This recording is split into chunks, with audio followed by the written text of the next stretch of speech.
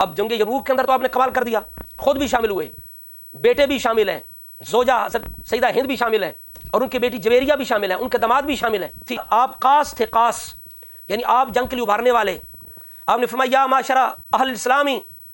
فہذا رسول اللہ والجنۃ امامکم، اے لشکر اسلام یہ رسول اللہ ہیں، یہ سامنے تمہارے جنت ہے، کرو آگے بڑھو، والشیطان والنار خلفکم، اور شیطان نار تمہارے پیچھے ہے، پیچھے نہ ہٹو، پیچھے شیطان ہے، پیچھے دوزخ ہے، آگے بڑھو، جنت ہے، آگے رسول اللہ ہے۔ سبحان اللہ، کیا ایسے الفاظ کسی کامل الایمان مسلمان کے ہو سکتے ہیں؟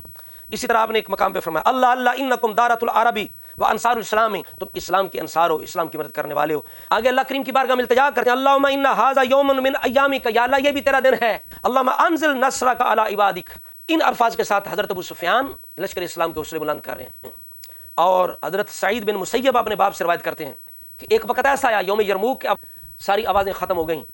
ایک آواز تھی جو آ رہی تھی، ایک آواز یقول یا نصر اللہ اقترب، آپ فرماتے ہیں فنظرنا فاذا ہوا ابو سفیان، ہم نے دیکھا ابو سفیان تھے، ساری آوازیں دب گئیں، ایک آواز آ رہی تھی اے اللہ کی مدد قریب آ، اے اللہ کی مدد آ جا، اے اللہ کی مدد آ جا، مسلمانوں ثابت قدم ہو جاؤ، ثابت قدم ہو جاؤ، اے لشکر اسلام ثابت قدم ہو جاؤ۔ ہم نے دیکھا ابو سفیان تھے، کہاں تھے؟ تحت رایۃ ابنہ یزید، اپنے بیٹے یزید رضی اللہ تعالی عنہ کے جھنڈے کے نیچے وہ اس طرح اپنی ذمہ داری پوری کر رہے تھے۔ یہ ہے ابو سفیان رضی اللہ تعالیٰ عنہ۔ میں نے آپ کے سامنے مختصر سا آپ کا تعارف پیش کیا، لہٰذا ایسے جتنے بھی دجال زمانہ اور گستاخ ہیں